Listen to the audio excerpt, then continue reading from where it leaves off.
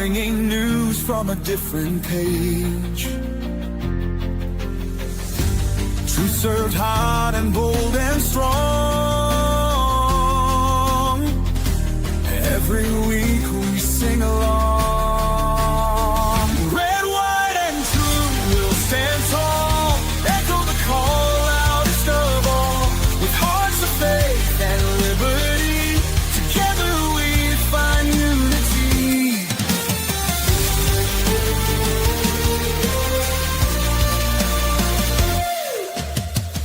Stories that make you think and pray. A light awaits at the end of day. Guided by the stars and stripes, through the stormiest of nights. Red, white, and true will stand tall. Echo the call loudest of all. With hearts of faith and liberty, together we find unity.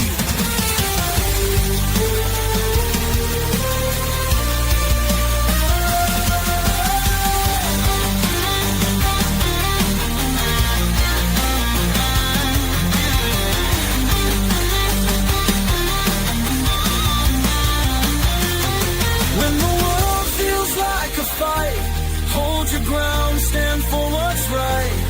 In the truth we'll find our way. Ed and Ronnie light the way. Red, white, and true we'll stand tall. Echo the call loudest of all. With hearts of faith and liberty, together we find unity.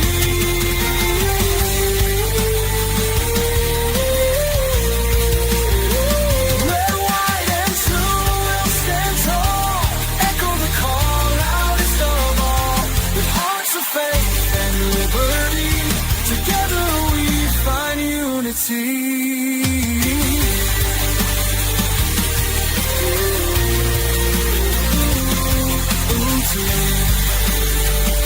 Together we find unity.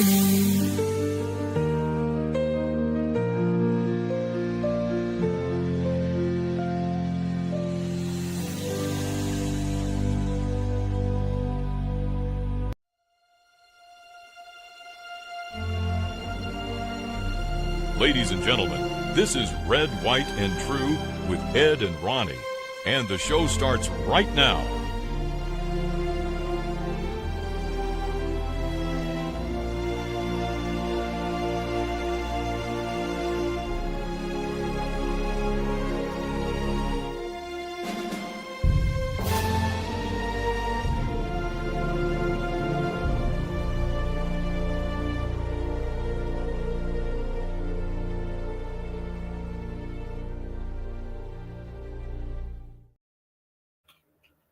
Good evening, everyone, and welcome to the 1-year anniversary of Red, White, and True with Ed and Ronnie. We are going to celebrate tonight. We're going to have a good time.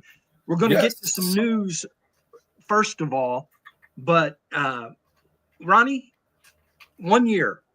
1 year, yeah. You've been doing this a long time, and I am just stupid stoked. I got my 1 year button. I got my Red, White, and True shirt. This is my 1 year of doing live streams and letting the world see this beautiful face.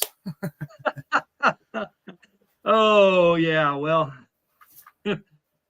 that shark just ate you in the background, I think. Yeah. So back by popular demand, I brought back the aquarium. The warp speed stars was a little too distracting. So, and if you hear crunching in the background, my idiot dog decided right now is the time to have dinner. So, well, actually, I could hear that.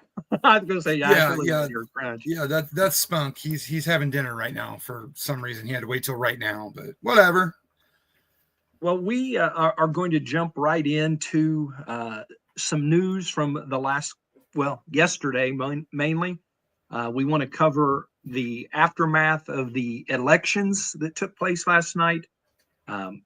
We want to give some updates on the plane crash in Louisville, Kentucky. and going to give my segment tonight. And I'm really glad I held off because it fits with tonight so well. And I so, felt bad for doing mine yesterday because it was like plane crash, serious news, come to a screeching halt with my segment. But well, I mean, you didn't have like a, jump up and down and celebrate segment. So, I mean, no. it was okay. It was okay. Good deal, No good worries. deal. All right. Take us off on how do you say it? Donnie. Mandani, ma'am, whatever. So I will send us to the side here so everybody can see the background. Obviously, that's New York City, and well, the sky's red. So let's see here. I've got actually, this is his victory song, from what I understand, right before he gave his speech.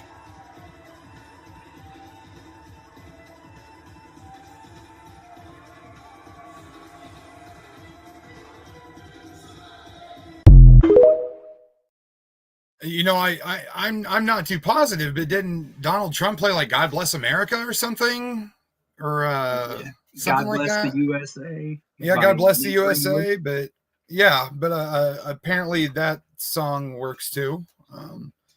And this is part of his victory speech.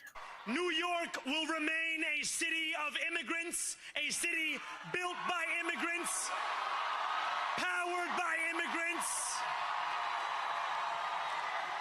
And as of tonight, led by an immigrant.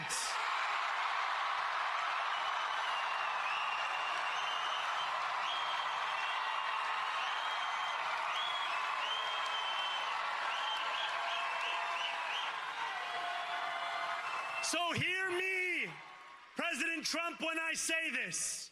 To get to any of us, you will have to get through all of us.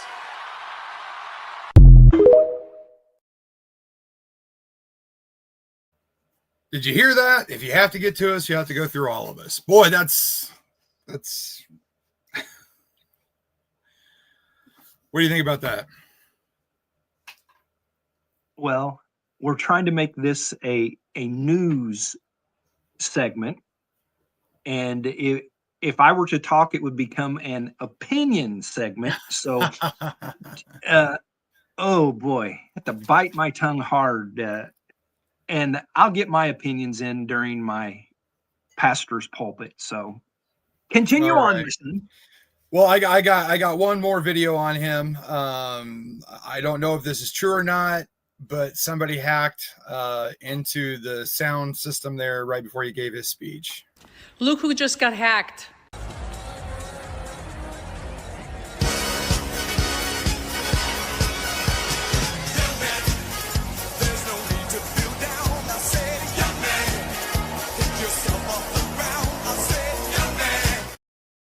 And if you couldn't see that, it popped up in the center and said, "Trump is your president." Well, now here's the deal on that. I'm going to just assume that's AI, but that's some of the funniest AI I've ever seen. If that's right, exactly. So I'm going to share my screen here. This is not just the major loss for New York City. Last night's off-year elections resulted in a Democrat sweep. I've seen several videos where they're saying it's a blue wave. No, it's not. It's a blue trickle. Dealing significant setback to the Republican Party. Yes, I believe that. Virginia, New Jersey, New York City mayoral race. Results indicate that kitchen table economic concerns amplified by the ongoing 36-day federal government shutdown. We are now into record-breaking territory. They're overriding a cultural war, messaging that Republicans have recently favored. These losses provide a clear warning sign for the GOP's prospects in the upcoming 2026 midterm elections. So for Virginia, we announced last night, Abigail Spanberger won, critical swing state, moderate Democrat. She's a former CIA officer. She won. New Jersey's governor, Mickey Sherrill, despite President Trump's endorsement of her opponent, the Democrat congresswoman, a former Navy pilot, held the seat. And again in New York City, Zoran Mamdani. Mamdani? Oh, Just let it roll, and if it's good, it's yeah, good. If it's not, yeah. right. Republicans are already planning to use Mamdani as a foil to paint the entire Democratic Party as radical heading into 2026. I mean, yeah. So factor number one, the economy and the shutdown. Exit polls were clear. The number one issue voters was the economy, cost of living, and jobs. Economic message that helped GOP in 2024 is now a liability. Voters cited rising costs of groceries, energy, and healthcare. In all honesty, it was higher during Biden, like record-breaking inflation. The 36-day federal government shutdown is deeply unpopular, obviously, but it's still being rallied by the Democrats. They're the ones still voting no instead of the continuing CR. Wait a minute, isn't that the same thing? Continuing CR, continuing resolution? There you go. It's been a long day. Yeah. And Virginia with its large... Go ahead. Well, I was going to interject. As the Republicans go forward, and you read off the winners there, one of the things we got to do is look at the losers, especially in New Jersey. The Republicans have to make sure they do a better job of putting electable people in place. That man, I enjoy listening to him. He seems to be a very genuine person, but he's a 3-time loser. Yeah. In New Jersey. That's what, last night. And so even with Trump's, Trump didn't get behind him wholeheartedly. He had some videos and things like that. If Trump's wholeheartedly behind you, he would have been there in person and pumping the crowd. And, as we go to 2026 in the midterms, we got to make sure we got electable people running in every race, even in areas where we don't have a chance. We just got to focus on who we have running and at least have a chance. Yeah. In Virginia, with its large federal workforce, the shutdown was a particularly potent issue as the GOP candidate Winsome Earl Sears could not overcome voter priorities based on exit polls. Economy and cost of living. That's generally a normalized everyday thing, or every election day. The federal shutdown, I'm surprised that that's not higher. Healthcare, public safety, and other. Factor number two, the 2026 battlefield reshapes. Perhaps the most significant long-term loss for the Republicans last night was the passage of California's Prop 50. I knew this was going to happen. I didn't even need to watch the results come in. I knew that was going to happen. This measure allows the Democrat-controlled state legislature to redraw congressional maps before the 2026 midterms. This is a direct countermaneuver to the GOP-led redistricting efforts in states like Texas. I mean, I guess what's good for the goose is good for the gander, but it didn't help us much. Analysts project this could unilaterally flip up to 5 GOP-held House seats to Democrats in 2026, making a path to holding the House majority significantly more difficult. Do you know or remember how many that Texas thought would flip to Republican? I don't recall. I wonder if it's just pretty much an offset. If it is, it's not as big a deal. I mean, it's a big deal, but there are a few other Republican, red states that are still in the process of possibly redistricting, and Indiana is one of those. Yes.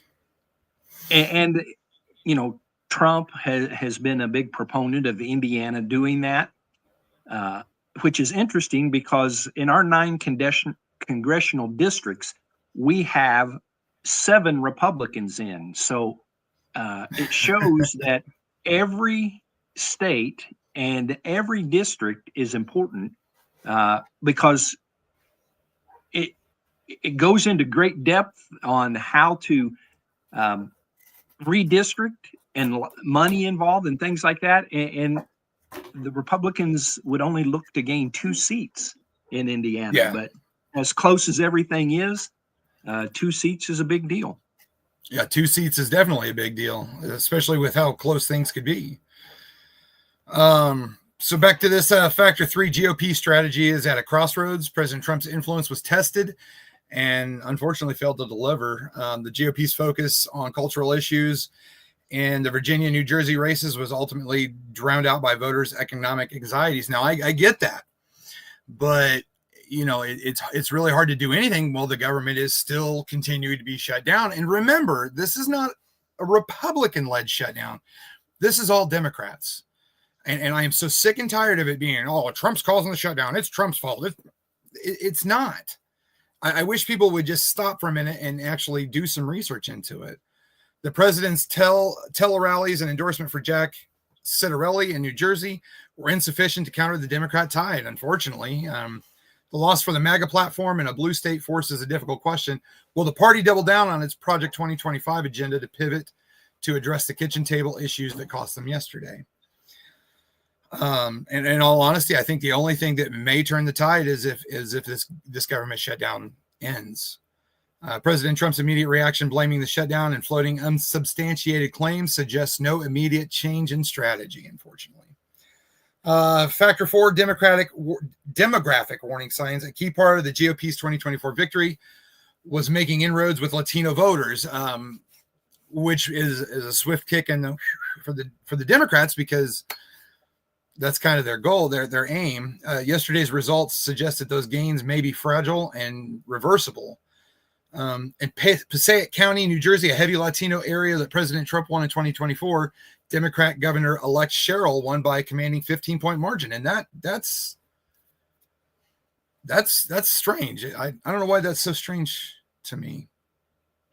I mean, 1 year ago, it was very heavily GOP, but 15-point margin is pretty significant. This 18-point swing from the 2024 presidential results indicates that economic messaging and moderate Democrat candidates can win back these key voters. So, if this trend, if it holds, is a major threat to the GOP's national coalition. Here we go. Implications for Christian and values voters. This election results pose a significant question for Christian conservatives, as a kitchen table economic anxiety appears to have superseded the cultural war messaging that has been a cornerstone of the GOP outreach. What Christians need to watch in 2026, the kitchen table versus the cultural debate. Christian voters were also impacted by the shutdown and inflation. Conservative leaders now must decide if they will pivot to address economic stewardship and good governance, or if they will double down on the cultural issues that have failed to persuade swing voters in this cycle. The progressive foil strategy expect the GOP to heavily leverage the NYC mayoral win. Zohan Mondani will be portrayed as the radical new face of the Democratic Party if they couldn't get any more radical.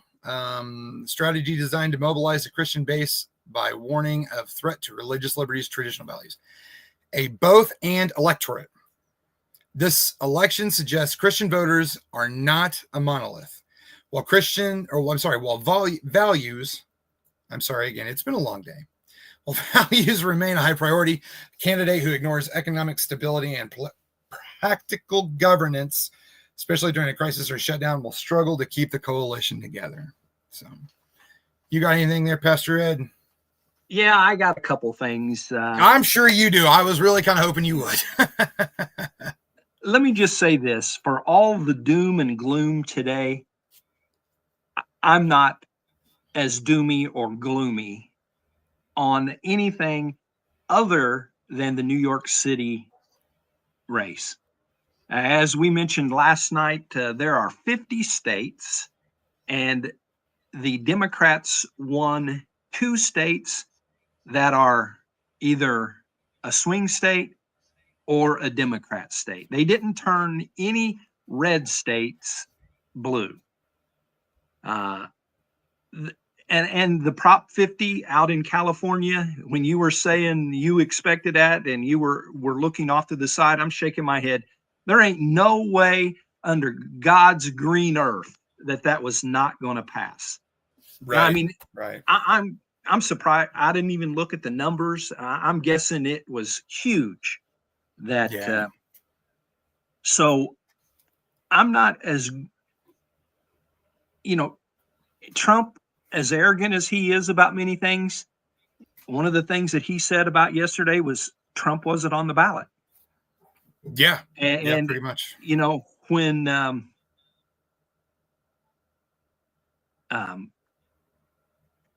was just looking at a comment. Yeah, I just saw that comment too.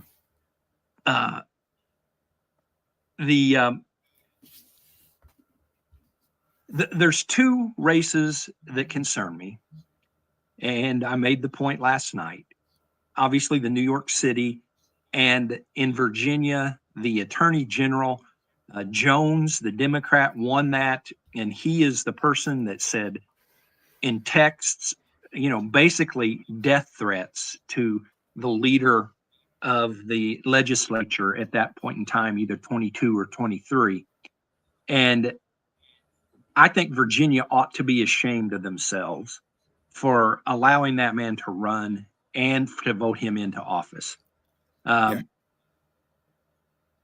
The Republicans are going to be okay.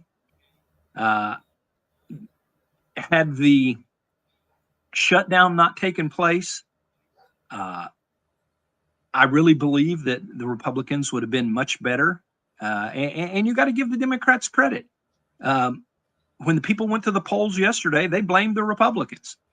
Yeah. Oh, yeah. Absolutely. They blamed the Republicans. And yeah. And I can unfortunately see, and don't take this as this actually happened or this is news, but some kind of backroom chit chat, you know, hey, you know, let's not vote for this, you know, up until November, you know, that way people are going to think it's Trump's fault. We'll get more Democratic voters to the polls. Not saying that happened, but it's an amazing kind of coincidence that it happened that way. Oh, I'll go out on a limb and say it happened. Well, I was trying not to be red, white, and assume. Okay, well, red, white, and Ed's opinion. How about there that? we go. I like that too. That works too. There is no doubt in my mind that that's what happened. Again, as I said last night, I don't have any real feel for what's going to happen other than that if I were a betting man, and I'm not, I would bet that the government reopens either next week or the week after, being that I would expect the vote. The next vote. Right. Where it seemed like I read something where Friday or Saturday, and then I think as soon as the vote takes place and the president signs it, the government is reopened instantly. So that's what I would bet if I were a betting man. But as far as what's going to happen, I think it's all on the table. I'm actually looking it up right now when the next vote would be. And of course, you know, they can't just say the next vote will be bam. You've got to have 50 paragraphs of backgrounds and all that noise. Let's see. Monday, November 3rd was the 14th vote.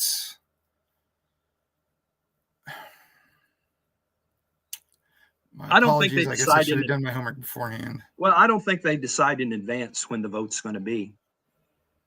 They don't decide in you know, advance? I mean, like a day or so where they have to be in session. I mean, and the Senate is back in DC, so I mean it can happen fairly quickly at any time. Well, let's do this. Quick. Okay, go ahead. Well, I was just going to say let's go ahead and switch gears and go to the plane crash in Louisville. Well, I do have one more video. It was hidden down here, and this was from our beloved Charlie Kirk. Just bringing back what our beloved Charlie Kirk said about Madani. Hey everybody, Zoran Mamdani, a radical socialist, is poised to win the Democrat primary in New York and become the likely next mayor of New York City. He wants to send social workers to crime instead of police officers. He's super weak on crime, which will make New York a very dangerous city, even more dangerous than it is right now. He wants the city to take over grocery stores, which is such an asinine, lunatic, insane idea. It's hard to even put it into words.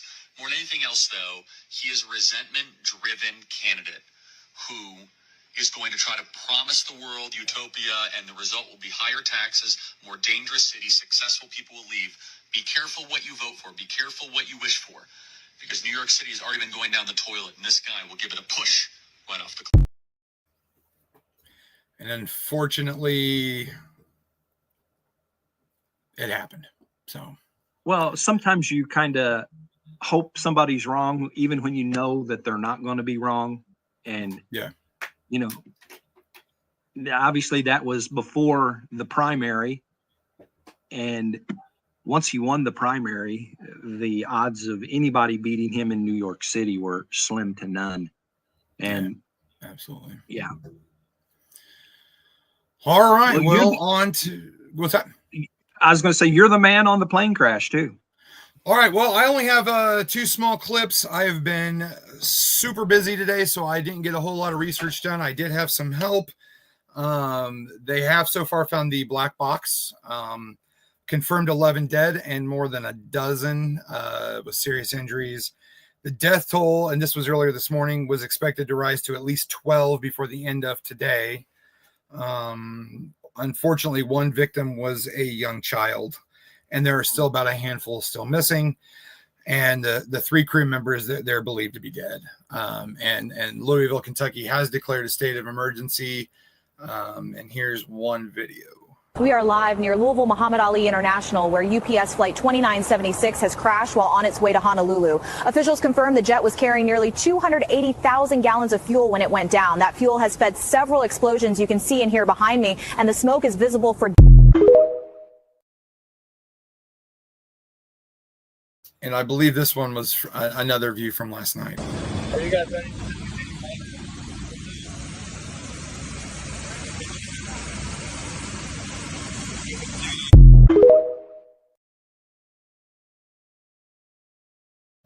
So I unfortunately don't have any videos from today yet or any other news. Like I said, it has been a very busy day, but yeah, it's still a very serious situation down there. And my prayers are for everybody affected there in Louisville.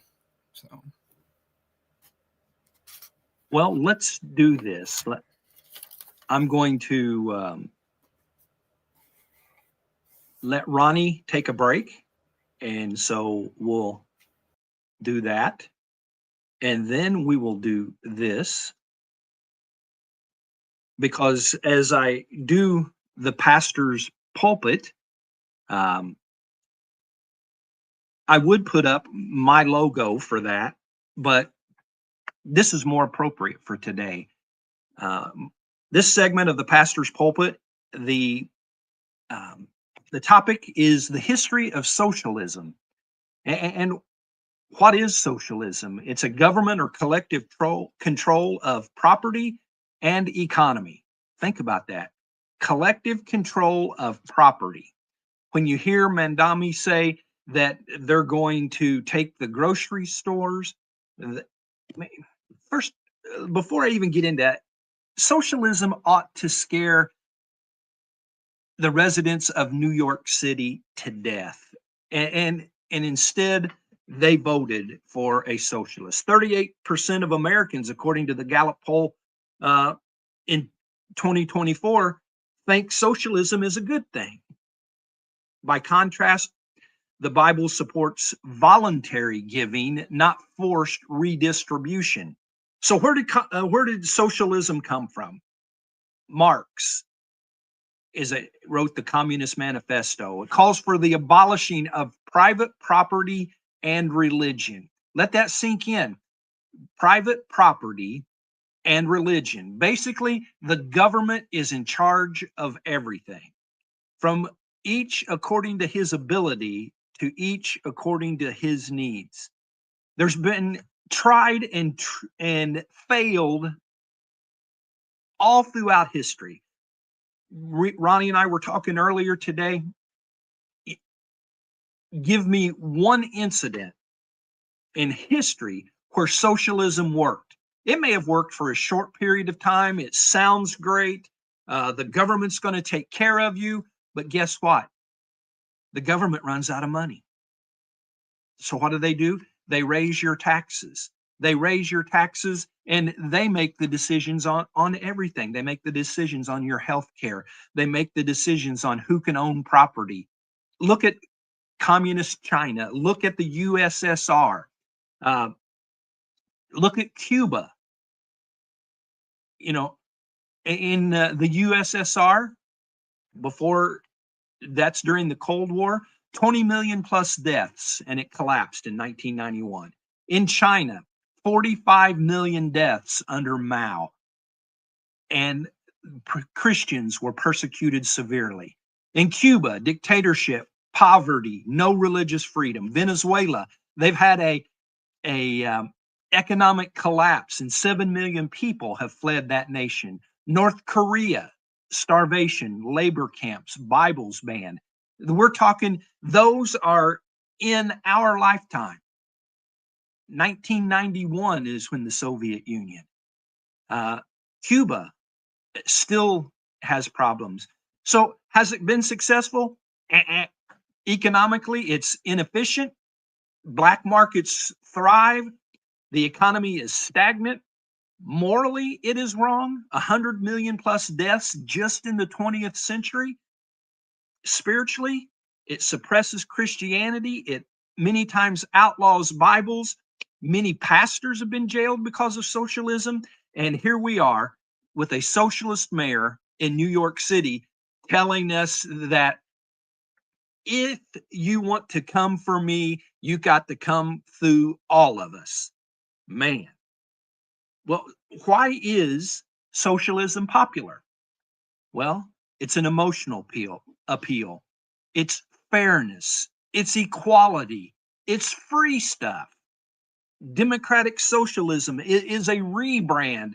And the Democrats we know are in disarray after the last election and still are in disarray.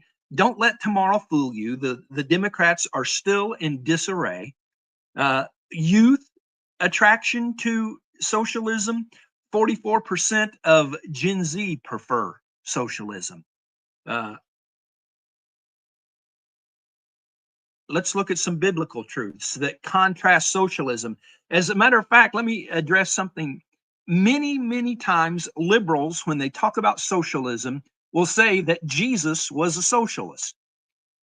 Well, 2 Thessalonians 3:10 says, if you don't eat, you don't. If you don't work, you don't eat. 2 Corinthians 9:7 says God loves a cheerful, not a forced giver. Exodus 20:15 says, you shall not steal. And God's way is personal stewardship, charity, and freedom. Freedom and socialism are not in the same paragraph, same sentence, or the same thought process. Socialism has failed morally, economically, and spiritually, but the gospel has never failed. Christians must resist man-made utopias. All of those times in history, there were instance after instance where it looked like socialism was a great thing until it wasn't, until people ended up in prison. And you may say, well, this is the United States. We're ahead of the times. We can make socialism work. No. Socialism does not work, never has worked. And for those that think they're smarter than everybody throughout history, they need to take their head out of the sand and realize that socialism sucks. And there you have it. The pastor's pulpit. And look at the picture. New York City with a red sky and a communist sickle. And then you add in that Mamdani is Muslim. Probably my next segment is going to be on the Muslim influence in our country. And for those that say I'm an Islamophobe, well, you can say what you like. I just tell you the way it is. And again, that's from my perspective as a Christian conservative, you will always get a Christian conservative background from me. I'll give you 3 instances where when people say that, well, the Muslims aren't trying to take over. Look at Minneapolis, look at Dearborn, Michigan, and now look at New York City. Look at England. Yeah. See, I wish I could go back and pull up some of the things that I used to say 2008, 2010, 2012 about Muslims and worming their way in and being patient and knowing that people are going to forget things. How in the world can New York City, the what you would associate 9/11 with, the Twin Towers, and I know there were 2 other places, DC and in Pennsylvania, but when you think 9/11, you think the Twin Towers and them come crushing down. Absolutely. And got a man that supports those that brought us down in that day. It's a slap in the face to every one of our men and women in service who went to Afghanistan, who went to Iraq. It's a slap in their face to vote for a Muslim socialist. A lot of questions I have to answer. Go ahead. I don't understand what possessed anybody there other than the promise of free things. Yes, the promise of free things.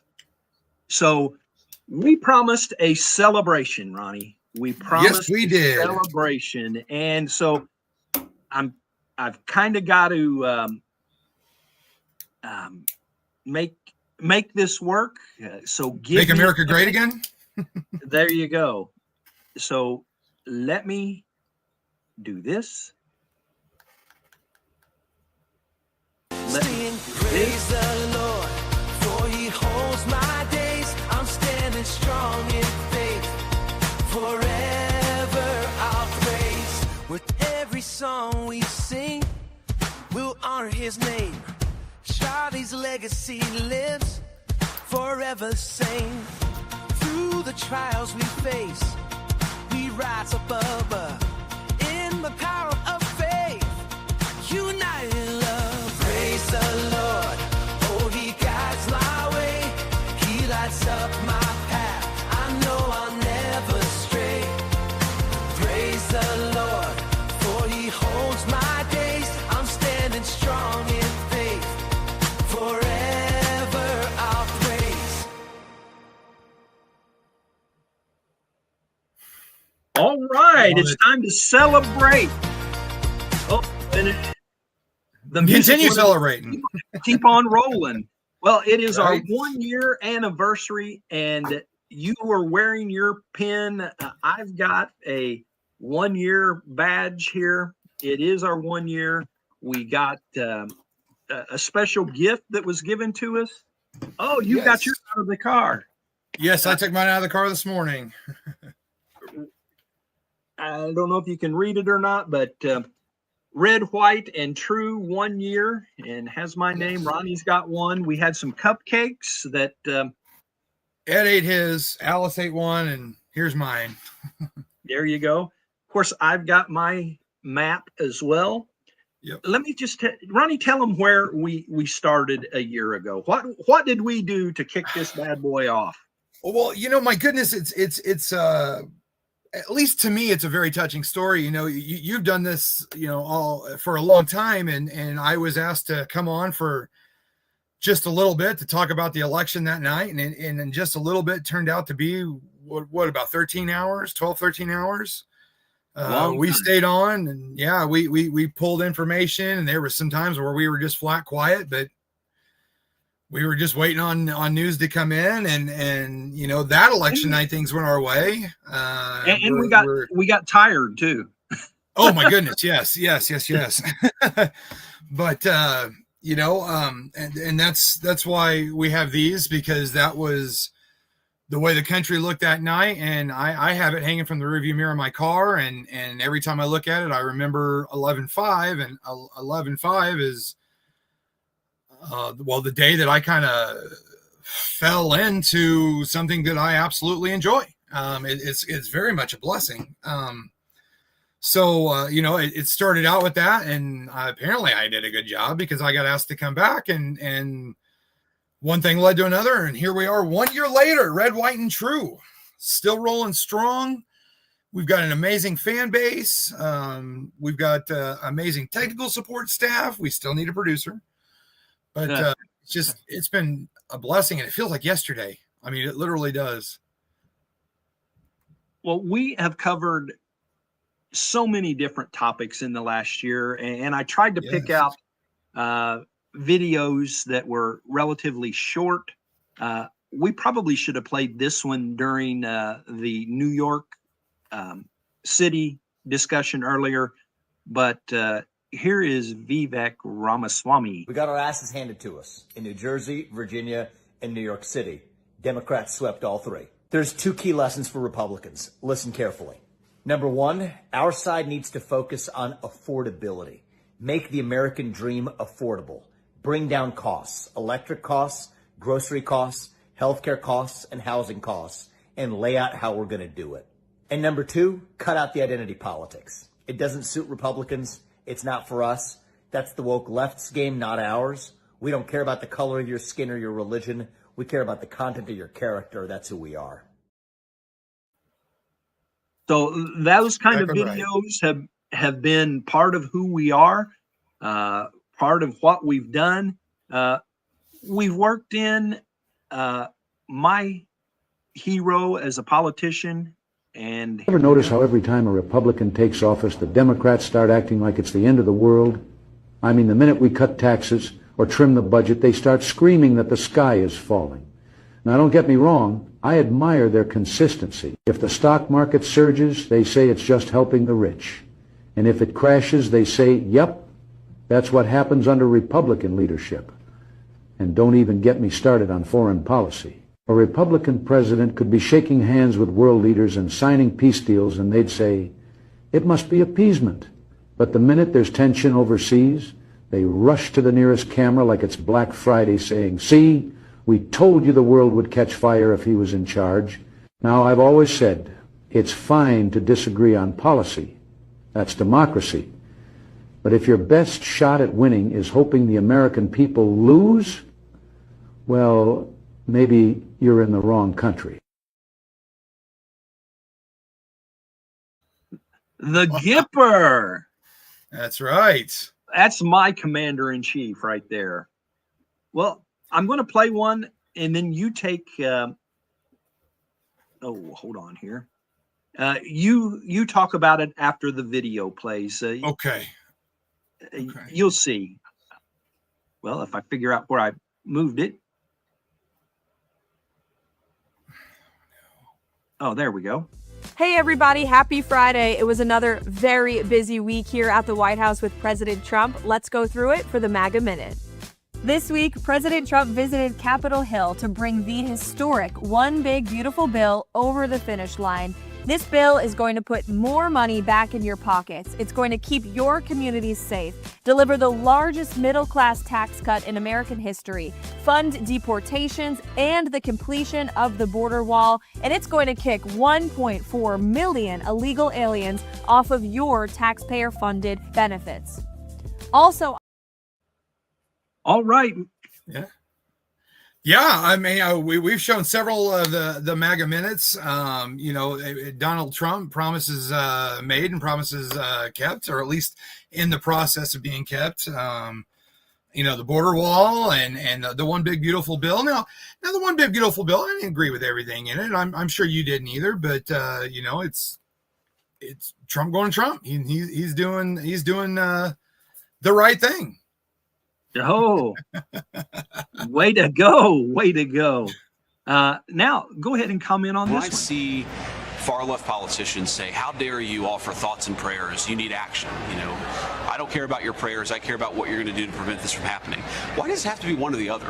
Why can't you pray for the speedy recovery of these kids who literally just got shot yesterday, while at the same time committing to making sure this doesn't happen again, or that it happens as infrequently as possible? I don't think there's anything inconsistent about saying a prayer to God for these innocent, beautiful kids, while also thinking constructively about how we're going to prevent this from happening the next time. You can do both of those things. You can hold a thought, both of those thoughts in your head at the same time. And Will, if you are a politician or you're a media commentator and two beautiful babies just got murdered while praying, and your politics force you to condemn prayer in response to it, you ought to get new politics, because something very wrong has gone on inside your soul. Yeah, that was unfortunately another mass shooting at a Catholic school, or it was at a Catholic church. We've in the last year we've covered several big stories, including that one yesterday, the Louisville plane crash. And you know, the whole thing about the thoughts and prayers, it always seems that somebody online at some point is bashing the thoughts and prayers, and you know, we need action, not thoughts and prayers. Well, you know what? Prayer does a whole lot more than your actions. So that's my thought on that. One of my favorite topics that we have covered since the administration went into power in January is the Secretary of War, Pete Hegseth. And yes, I'll talk more about him after this video. It's short. The president's right. Every boat we strike is 25,000 Americans whose lives are saved because of the drugs that were headed in our direction. So our message to these foreign terrorist organizations is, we will treat you like we have treated Al-Qaeda. We will find you, we will map your networks, we will hunt you down, and we will kill you. And we will kill you. Now, a backstory, I was part of a group called Vets for Freedom back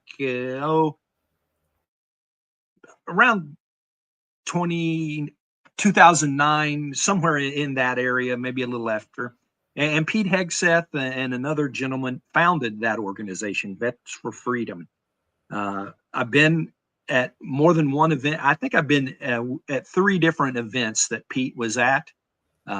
We went to the Capitol and lobbied congressmen and senators on taking care of the veterans, taking care of the active duty, because, you know, we're right in the middle of Iran and Iraq at that point in time. So I've known Pete Hegseth for a long time. And actually, in the first Trump administration, I thought Pete Hegseth would have been a great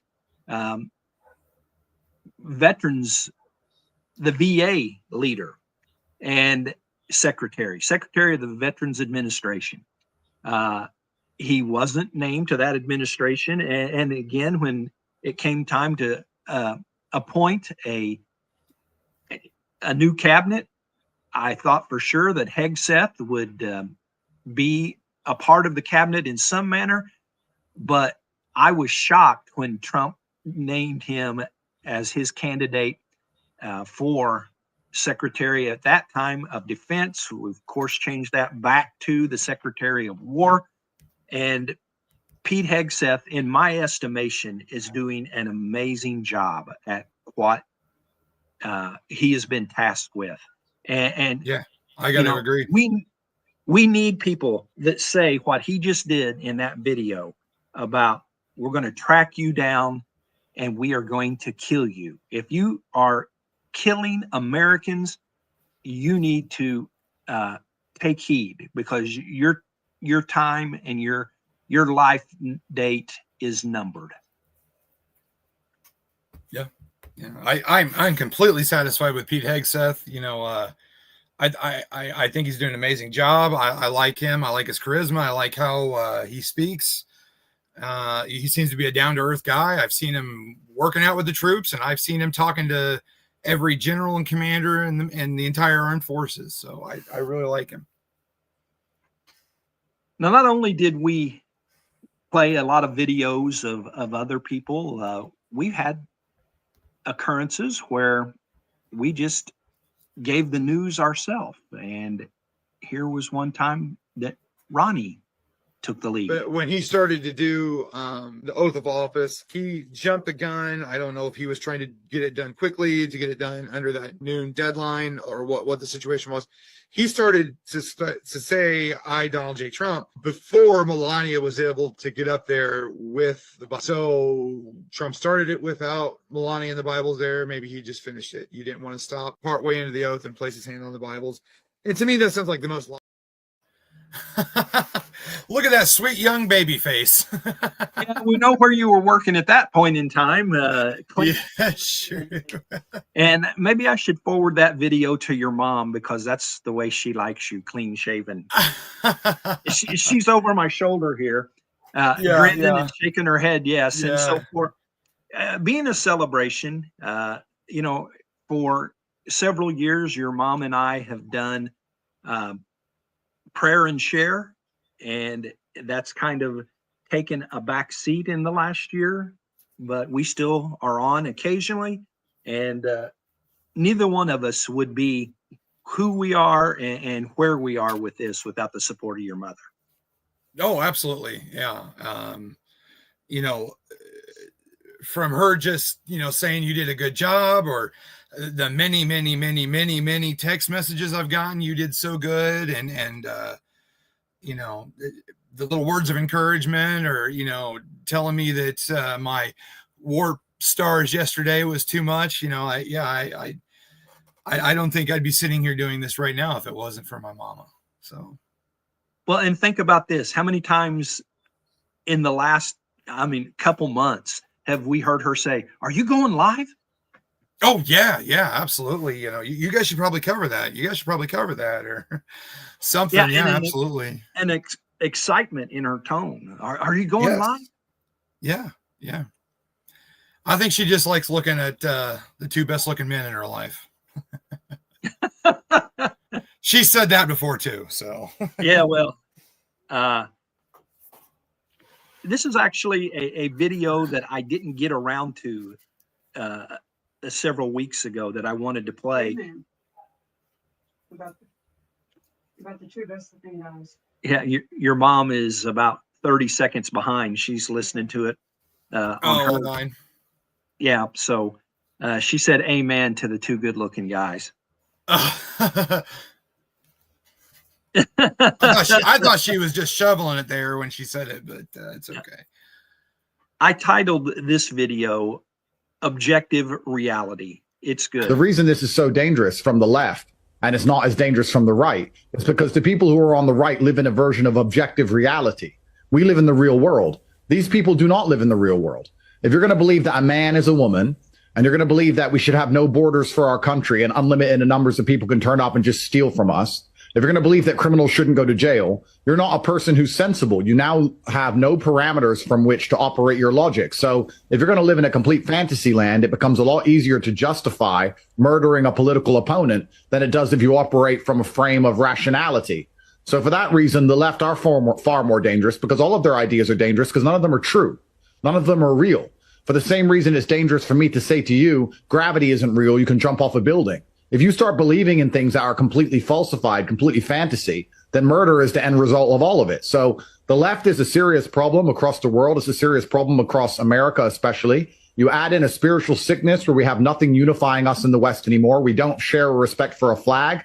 We don't share respect for the country we're in. We don't share language. We don't share religion. We don't even share economic prosperity anymore. There's literally nothing unifying us. And if you're going to remove the capability to debate and discuss ideas, then you're going to have an absolute civil war. And that's what's so sad, that Charlie Kirk literally was the number one guy trying to speak. He wasn't trying to inflame tensions. He wasn't trying to push violence. He was the guy saying, look, let's talk this through and let me show you why you're wrong. He was the good guy who did the right thing, and he caught a bullet for it. And that is truly devastating. Yeah, well, I think that guy just dropped his mic and walked off the set. Absolutely. And, if we're doing this for 1 year, my favorite moment was day one, covering the election. And I think the worst was covering Charlie Kirk's assassination. Well, and we both of those were specials. Yeah. And this led to I'm looking to see if I have any others. My side's locked up, so I can't scroll anything for some reason. Okay. Let's go with, this was actually in a sermon that I preached. As tough as it is to say, help spread the good news. Charlie Kirk was a martyr, is a martyr. And he wasn't just murdered, he was assassinated for what he believed. And I believe it was a Christian assassination, an assassination of a Christian, more so than it was a politician.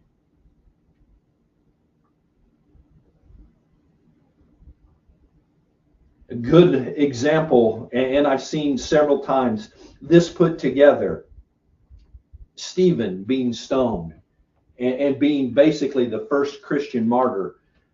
In Acts 7:59, it says, and they stoned Stephen as he was calling on God and saying, Lord Jesus, receive my spirit.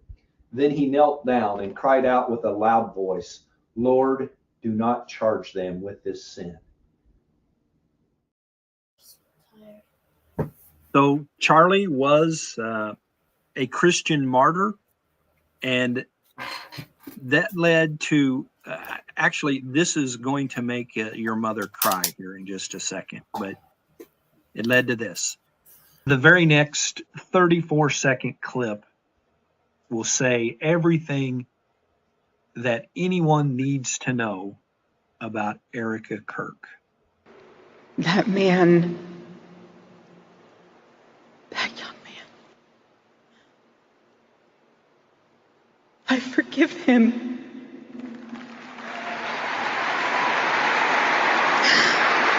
I forgive him because it was what Christ did and is what Charlie would do.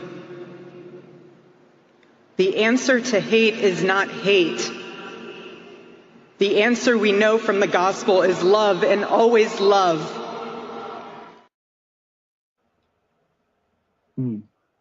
It edited out that she quoted the scripture where Jesus said, forgive them, Father, they know not what they do.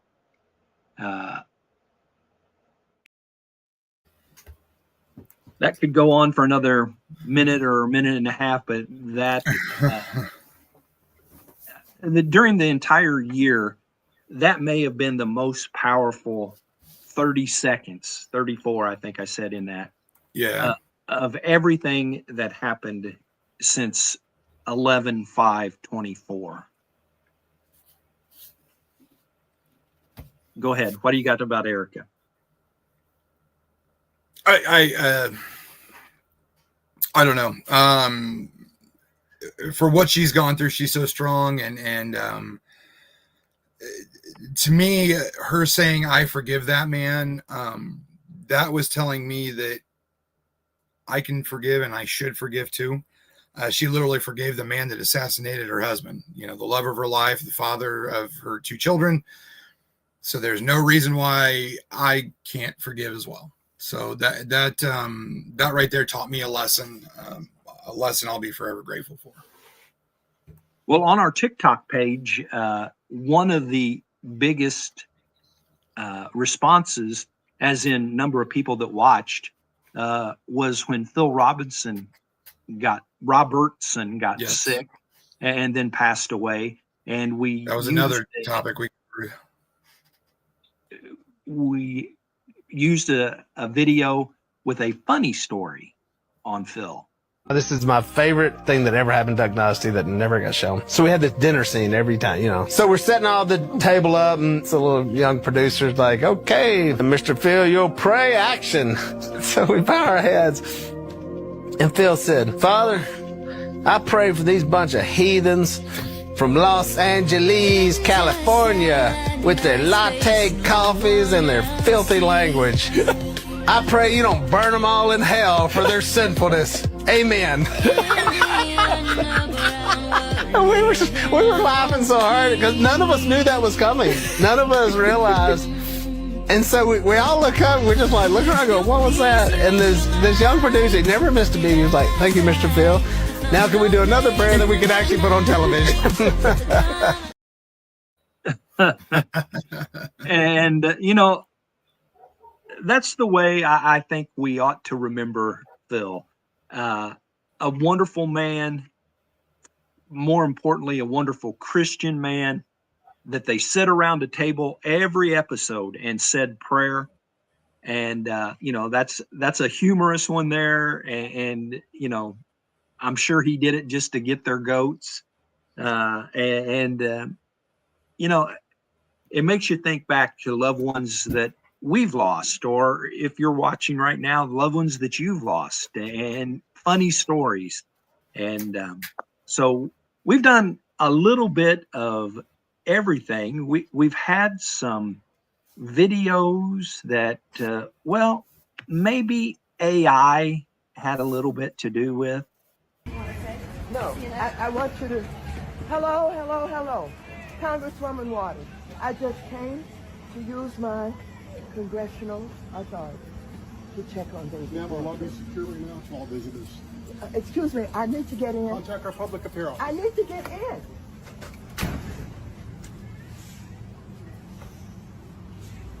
What are you hoping to do, Congresswoman? I just want to see David Werther. Right.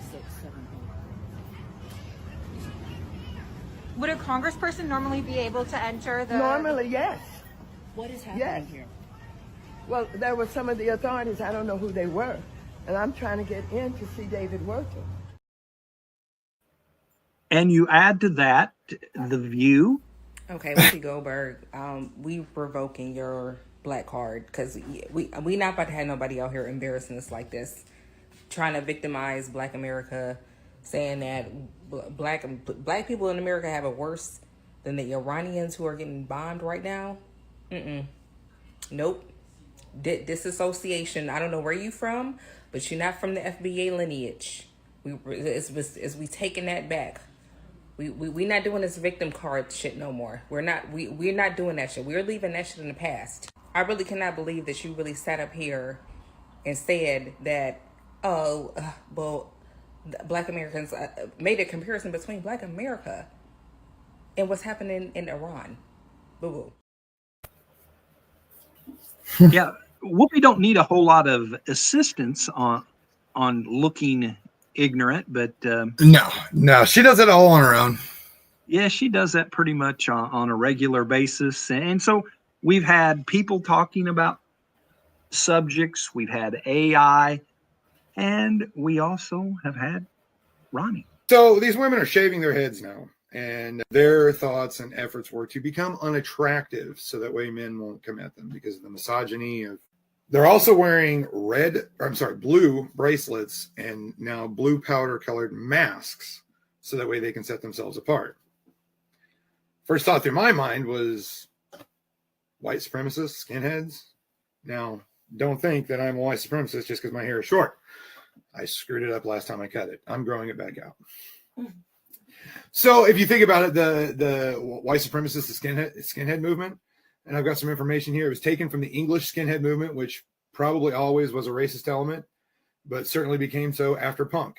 And some shaved their heads to set themselves apart from the long-haired hippies. And you get the point there. Yeah. I remember that story. Dumping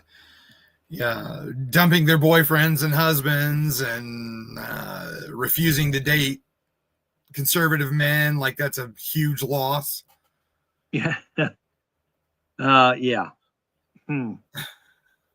Well, I tell you what, before we forget it, your daughter had something that she wanted to say to us. Now, let me get you on here by yourself.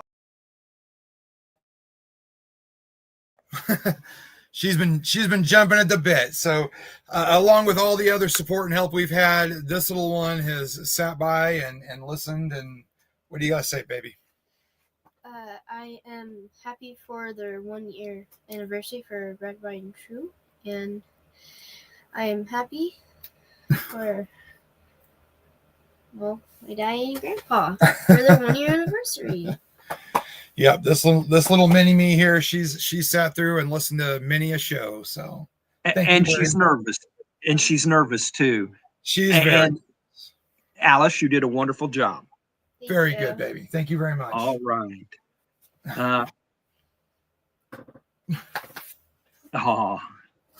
Well, I'm about done with videos. I got a couple more I want to show. This is real leadership. I want to thank the countries that helped me put this together. Qatar, Turkey, Saudi Arabia, Egypt, Jordan, and so many others. So many people fought so hard. This is a big day. We'll see how it all turns out. We have to get the final word down and concrete. Very importantly, I look forward to having the hostages come home to their parents and having some of the hostages, unfortunately, you know the condition they're in, come home likewise to their parents, because their parents wanted them just as much as though that young man or young woman were alive. So I just want to let you know that this is a very special day, maybe unprecedented in many ways. It is unprecedented, but thank you all, and thank you all to those great countries that helped. We were given a tremendous amount of help. Everybody was unified in wanting this war to end and seeing peace in the Middle East, and we're very close to achieving that. Thank you all, and everybody will be treated fairly. Again, another huge story we covered. And ongoing throughout.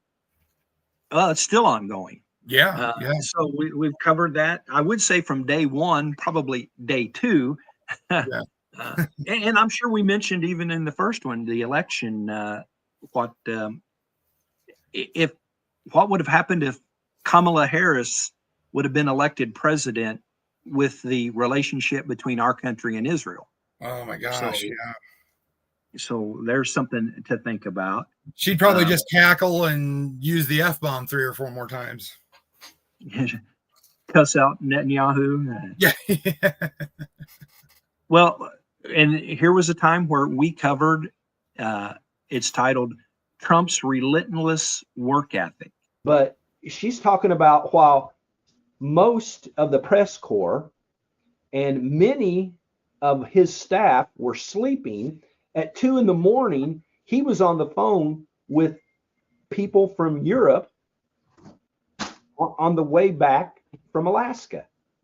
So, yeah. You know, one thing that not a lot of people realize about Donald Trump is he doesn't sleep much. No, he is still true. I mean, you think, isn't he going to be 80, or he just turned 80, or something like that? Yeah. He's close to 80, and there ain't no way I could keep up with him. No. I've had several videos where it's like, oh, President Trump texted me at 1:30, 2 o'clock in the morning, or real early in the morning. So yeah, I mean he's a workaholic. Yeah. And he's getting things done. So what did he say in the 60-minute interview? 8 wars he's ended. Walked freely in North Korea. I've got one more. Fox News decides Donald Trump is president of the United States. We've got our republic back, folks. Everybody should remember this moment. Look, I'm gonna echo Charlie from earlier. Remember where you were when this happened. Battle lines being drawn.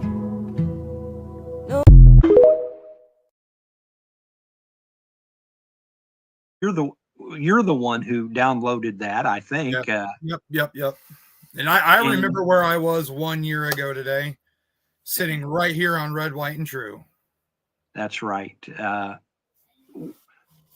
From the heart, we love doing what we do, and we hope that we bring news from a Christian conservative perspective to you in a meaningful way, help keep you informed, but also expressing how we believe that God would want us to do that. We pray every show before we start.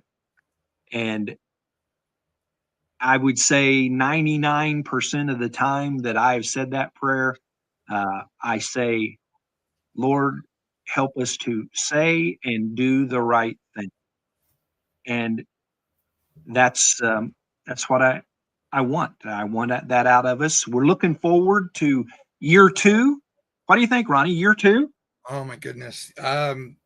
You know, with everything that has happened from 11/5/2024 to 11/5/2025, the sky is the limit for the next year. You know, I can't even begin to imagine. You know, in all honesty, 11/3/2024, I couldn't begin to imagine this. So I'm so very thankful and so energized, and I'm ready to jump into this next 365 and see where it takes us, see what God's plan is for us.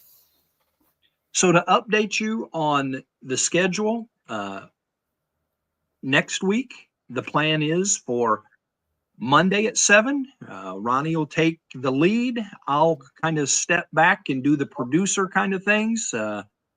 We'll both be on, but he'll take the lead. On Tuesday, we'll do our regular, what we built ourselves on for this last year, Tuesday show, 7 o'clock. And then on Wednesday night, we will have it to where I kind of take the lead. Ronnie kind of does the producer stuff, but he'll be there with me to, fill in the blanks, so to speak. And, and we're excited. You know, a week ago, we were only doing one show a week. Yeah. And then jumping in when there would be breaking news or things like that. And that's still the plan. If there's breaking news, just like last night, we were scheduled to be on at 7, but at about 6:15, the plane crash happened. Ronnie was on it immediately. And within 20 minutes, we were on covering that, knowing that we were going to have to switch gears and go to our election coverage scheduled at 7 o'clock. So we would love feedback. It's been a night where the comment, we got one comment tonight. And come on, it's our 1-year anniversary. What's going on here? So, well, we have enjoyed this week. Yes. We didn't enjoy last night so much, but it is what it is. We You got enjoy- the good with the bad.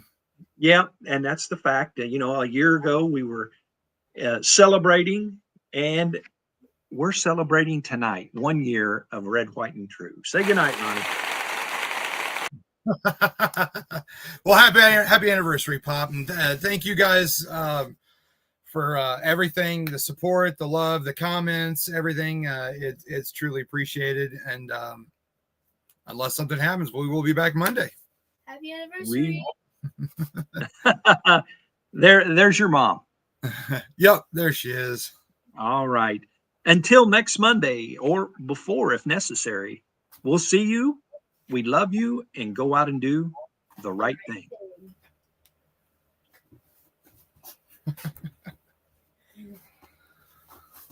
Thank you for joining us for today's live stream. This has been a presentation of Ed Boston Media.